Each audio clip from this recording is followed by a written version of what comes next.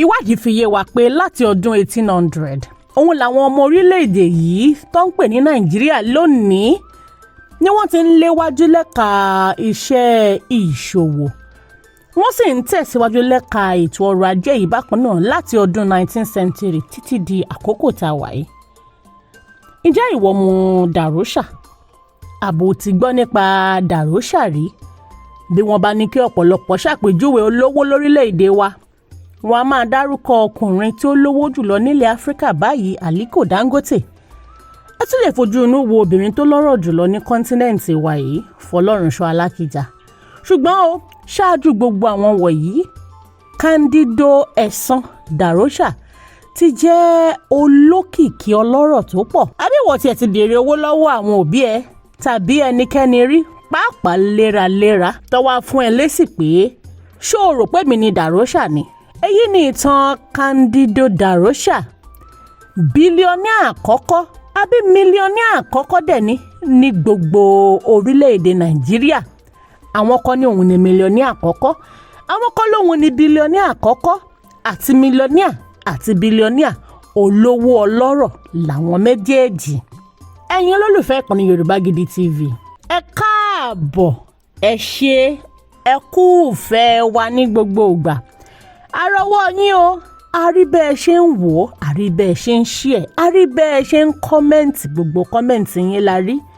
Ẹ ṣé, ẹ kú àdúrótì wa. Dámilọ́lá Ayépọ̀lá Ọlọ́runṣẹ̀yẹ lórúkọ mi. Ẹ tún máa bá mi rìnrìn àjò lónìí o. Ẹ wá mọ̀ nípa Candido Da-Rocha. Báwo ló ṣe rìn tó fi dolówó? Báwo ló ṣe rìn tó fi dọlọ́lá? Ǹjẹ́ ẹ tiẹ̀ mọ̀ pọ́ kó àwọn òbí ẹ̀ lẹ́rú? Ọ̀rọ̀ rèé o. Da-Rocha, ìyẹn Candido Da-Rocha, òun ni ọkùnrin àkọ́kọ́ ní gbogbo orílẹ̀-èdè Nàìjíríà tó kọ́kọ́ ní orísun omi àkọ́kọ́ ní erékùṣù ìpínlẹ̀ Èkó. Ìyẹn ni pé òun ló kọ́kọ́ ní water fountain ní gbogbo Lagos Island. Ẹ̀yin inú ẹ̀ wo bó ṣe máa yáyì tó.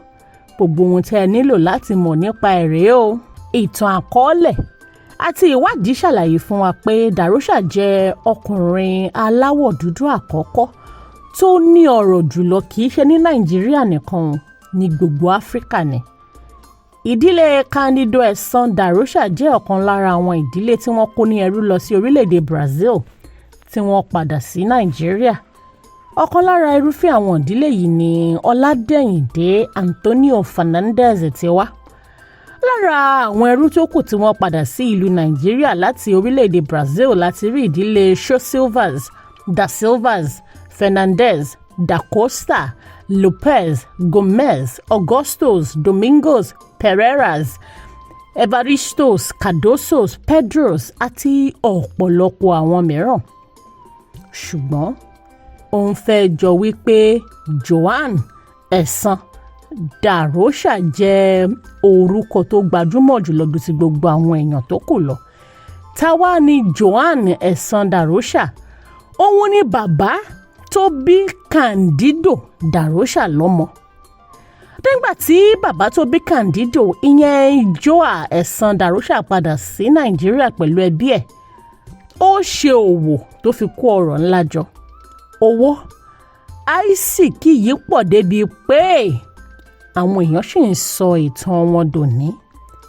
Ẹ̀yin olólùfẹ́ wa ní ìkànnì Yorùbá Gidi TV, ẹ jẹ́ ká wo ìgbésí ayé Candido ẹ̀sán Da-Rocha. Ní ìgbà tí ọdún 1871 fẹ́ kẹnubẹ́pọ̀, ọ̀pọ̀lọpọ̀ àwọn ẹrú tí wọ́n tú sílẹ̀ láti orílẹ̀-èdè Brazil wọ́n wọ ọkọ̀ ojú omi padà sí orílẹ̀-èdè Nàìjíríà. Ṣebí ilé kúkú làbọ̀ sinmi oko. Àwọn ẹrú tí wọ́n padà wá sílé yìí ni ìtàn fi yé wa pé wọ́n ń pè wọ́n ní àgùdà. Lára àwọn ikọ̀ àwọn ẹrú tí wọ́n padà wálé wá sinmi ni bàbá Candido Da-Rocha, Joa ẹ̀sán Da-Rocha wà. Bàbá Candido Joa ẹ̀sán Da-Rocha ni wọ́n jí gbé nígbà tí ó wà ní ọ̀dọ́mọdé ní ọdún 1850. Wọ́n tà á sóko ẹrú ní Salvador, Bahia, Brazil. Ó lò 20 ọdún gbáko lóko ẹrú kó tó padà sílùú Èkó lọ́dún 1870. lẹ́yìn tí Joa ẹ̀sán Da-Rocha ẹni tí ó jẹ́ ọmọ Iléṣà padà sí ìlú Èkó ó di oníṣòwò aláṣeyọrí. Ó nílé méjì, ọ̀kan wà ní nọ́mbà 4 òpópónà Tinubu. Ibi tí à ń sọ yìí ni ọ̀gangan ààyè tí Mr. Biggs wà lọ́wọ́lọ́wọ́ báyìí. Ilé rẹ̀ kejì ni a mọ̀ sí Waterhouse tó wà ní òpópónà Kakawa Street. Méjèèjì ló wà lérékùṣù Èkó tó lóyìnbó ń pè ní Lagos Island. Joa ẹ̀sán Da-Rocha jẹ́ oníṣòwò tó ní ìlọsíwájú púpọ̀ tó bẹ́ẹ̀ gẹ́ tí ọrọ̀ rẹ̀ fi pọ̀ ju ti àwọn tí wọ́n jọ lògbà lọ. Orúkọ abínibí rẹ̀ ni ẹ̀sán. Ó ṣe ìrìbọmi nílùú Brazil. Wọ́n sọ ọ́ ní orúkọ tuntun Joa tí ó túmọ̀ sí John ní èdè Gẹ̀ẹ́sì. Bẹ́ẹ̀ ni orúkọ ìdílé rẹ̀ ń jẹ́ Rocha, léyìí tí ó jẹ́ orúkọ olówó rẹ̀ tó jẹ́ ará Pọtọgí lásìkò tó wà lóko ẹrú. Joa ẹ̀sán Da-Rocha ni ó fẹ́rẹ̀ jẹ́ ọ̀dọ́mọkùnrin tí ọjọ́ orí rẹ̀ ń súnmọ́ 30 ọdún nígbà tí ó padà sí ìlú Èkó ní 1873 pẹ̀lú àwọn ẹbí rẹ̀. Màmá tó bí Candido Da-Rocha ní orúkọ rẹ̀ ń jẹ́ Mame Senhora Angelica Josephine Louisa Da-Rocha, ẹni tí ó jẹ́ ọmọ bíbí inú Papa Ọ̀gágá Martins, ẹni tí agboolé ìdílé wọn wà ní òpópónà Báńgbóṣé ní Lagos Island lásìkò tá à ń sọ yìí. Agboolé ìdílé wọn ni ó sì wà ní òpópónà Báńgbóṣé ní Lagos Island. Ọmọ bíbí ìlú Iléṣà nípínlẹ̀ Ọ̀ṣun ni ìyá Candido Da-Rocha bákan náà. Candido Da-Rocha pàdánù ìyá rẹ̀ ní ọjọ́ 7 oṣù karùn-ún ọdún 1885 nígbà tó wà ní ọmọ ọdún 19. Ó pàdánù bàbá rẹ̀ ní ọjọ́ 21 oṣù kejìlá ọdún 1891 nílùú Èkó ní déédéé àkókò tí ó pé ọmọ ọdún 25. Bàbá Candido àti ìyàwó rẹ̀ Louisa Angelica Nokiria Da-Rocha, àwọn méjèèjì lélẹ́dùà fi èso 4 ta lọ́rẹ. Candido Da-Rocha ni àkọ́bí wọn tí wọ́n sì bí ní ọjọ́ 3 oṣù kẹwàá ọdún 1886 ní ìlú Bahia, èyí tó wà ní ẹkùn àríwá orílẹ̀-èdè Brazil ní ọdún 1873. Nígbà tí Candido Da-Rocha wà gẹ́gẹ́ bí ọmọ ọdún 7 ni òun àti àwọn àbúrò rẹ̀ yòókù pẹ̀lú àwọn òbí wọn jọ padà wá sílùú Èkó. Ní àkókò tí à ń sọ yìí, èdè méjì tí Candido lè sọ ni èdè Portuguese àti èdè ìlú wọn gan-an ní Ìjẹ̀ṣà nígbà náà. Kódà kó mọ èdè Yorùbá àjùmọ̀lò sọ. Ìtàn àkọọ́lẹ̀ kò ṣàlàyé ní pàtó bóyá Candido lọ sí ilé ìwé èyíkéyìí ní orílẹ̀-èdè Brazil kó tó délùú Èkó. Lára àwọn àbúrò rẹ̀ ni àbúrò obìnrin tí ó ní tí wọ́n bí lé yẹn Joanna Da-Rocha. Joanna kò ṣe ìgbéyàwó bẹ́ẹ̀ ni kò bímọ títí tí ó fi kú ní ọdún 1941. Àbúrò Candido kẹta ni Moses tí wọ́n bí ní ìlú Èkó ní ọdún 1876 tí ó sì yege lẹ́ka ìmọ̀ ṣègùn òyìnbó lọ́dún 1896. Ó kẹ́kọ̀ọ́ gboyè lẹ́ka ìmọ̀ ṣègùn òyìnbó láti ìlú Edinburgh, Scotland, tí ó sì jẹ́ akọ́ṣẹ́mọṣẹ́ lẹ́ka tropical medicine. Moses Da-Rocha jẹ́ ọ̀kan gbòógì lára àwọn ikọ̀ dókítà àkọ́kọ́ tí orílẹ̀-èdè yìí kọ́kọ́ ní. Candido Da-Rocha jẹ́ ọmọ kan tí ó jáfáfá. Pẹ̀lú ẹ̀kọ́ rẹ̀, ó mọ ìwé púpọ̀. Ó bẹ̀rẹ̀ ìkẹ́kọ̀ọ́ rẹ̀ pẹ̀lú fífi orúkọ sílẹ̀ ní St. Xavier Catholic Primary School, tí a túmọ̀ sí Holy Cross Catholic Primary School ní Catholic Mission School ní Catholic Mission Street, Lagos Island. Ní ìbámu pẹ̀lú àwọn ìgbàsílẹ̀ ìtàn àkọọ́lẹ̀ ohun tí ó ti rí kọjá, ẹnikẹ́ni kò gba ipò kìíní lọ́wọ́ Candido Da-Rocha níbi tí ó mọ ìwé dé. Nígbà tí ó ń kúrò ní iléèwé alákọ̀ọ́bẹ̀rẹ̀ CMS, ó di olórí àwọn ọmọ iléèwé náà, ìyẹn head prefect. Àwọn akẹgbẹ́ rẹ̀ ní iléèwé náà ni olóògbé Bishop Olúwọlé, olóògbé Herbert Macaulay àti Essex Piercy tí ó ní Elephant House, ilé irin àtijọ́ tí ó wà ní Board Street nígbà kan rí. Ṣùgbọ́n wọ́n wó ilé náà fún àtúnṣe àti àtúnkọ́ lẹ́yìn ìṣẹ̀lẹ̀ iná tí ó wáyé níbẹ̀. Ṣùgbọ́n ní báyìí o tí mo ṣe ń sọ yìí, ìdílé Ṣónibárẹ́ ló ní ilé náà. Lẹ́yìn tí Candido Da-Rocha kúrò ní ilé ìwé ní ẹni ọdún 16, kò fẹ́ ṣiṣẹ́ gẹ́gẹ́ bí akọ̀wé léyìí tí ó wọ́pọ̀ ní àwọn ìgbà yẹn. ó gbéra ó lọ ṣiṣẹ́ pẹ̀lú iléeṣẹ́ Jámánì kan ní Lagos Island níbi tí ó ti kọ́ nípa àwọn ìlànà ìṣòwò ilẹ̀ òkèèrè àti gbígbé nǹkan wọlé láti ilẹ̀ òkèèrè. Ní ọdún 1903 orúkọ ẹ̀ jẹyọ ní Lagos Colony Jury List ní ìbámu pẹ̀lú ibi tí ó ti ṣiṣẹ́ ní ọdún kan tẹ́lẹ̀. Nígbà tí Candido Da-Rocha pé ọmọ ọdún 25 ó ti dàgbà dáadáa, ó di ẹni tí ó lè dáàbò bo ara rẹ̀, ó lè bo ara ẹ̀ pẹ̀lú.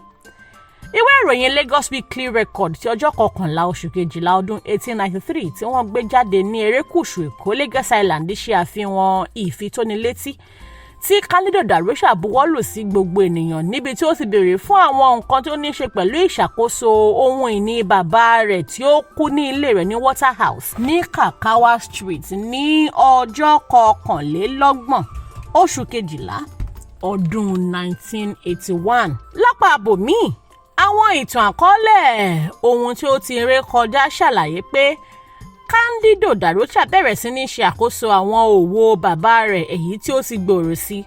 Ó bẹ̀rẹ̀ sí ní ṣe òwò yìí tí ó sì fẹ́ lójú títí tí ó fi di ọ̀pọ̀lọpọ̀ mílíọ̀nù pọ́ùn.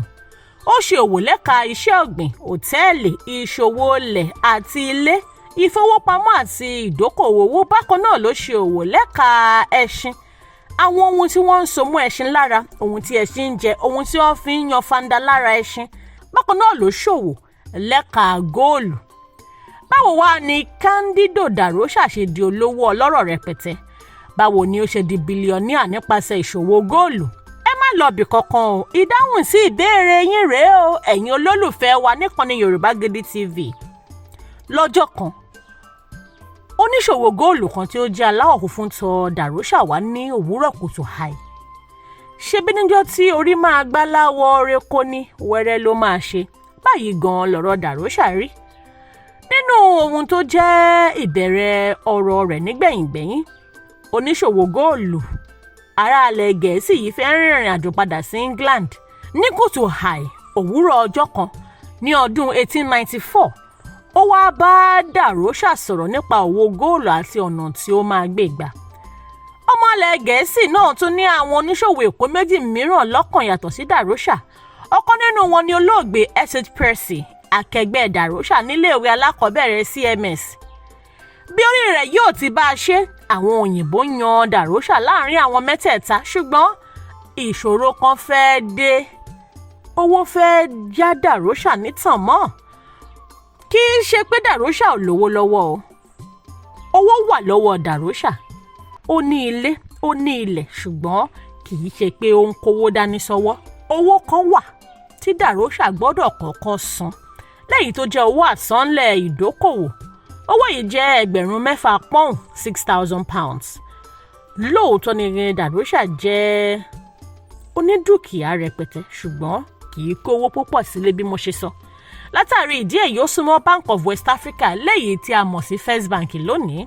Ilé ìfowópamọ́ First Bank ní àkókò náà forúkọ sílẹ̀ gẹ́gẹ́ bí Bank of West Africa, lẹ́yìn náà wọ́n di Standard Bank ṣáájú kí wọ́n tó gba orúkọ tó ń lò lọ́wọ́lọ́wọ́. Báǹkì yá Candido Da-Rocha ní £6,000 pọ́ùn tí ó fi san owó ìdókòwò tí ó tún fi ra àwọn ọ̀pá góòlù pamọ́. Ó kó àwọn ọ̀pá wúrà náà sínú ẹrùkù wúrà, ó sì ń tà á fún àwọn alágbẹ̀dẹ wúrà àdúgbò. Candido Da-Rocha ṣe òwò góòlù yìí dáadáa. Ó rí èrè tó jẹ́ ìdá 200% 200%. Èrè yìí jẹ́ ọ̀kẹ́ àìmọye náírà lówó òde òní. Ó jẹ́ ohun tí ẹnikẹ́ni kò gbọ́ rí.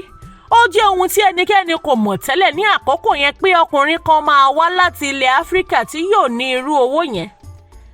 Ohun gbogbo tí Da-Rocha bá kówó lé lórí, ohun gbogbo tí Da-Rocha bá dáwọ́ lé lórí, gbogbo ẹ̀ ní láṣeyọrí. Gbogbo ẹ̀ ló ń láṣeyege. Gbogbo ogi télégbèdè rẹ̀ bá fọwọ́ bà dídùn ló ń dún. Kódà wọn a máa pè é ní Candido Da-Rocha ọlọ́wọ́ ọdún lẹ́ka okòòwò.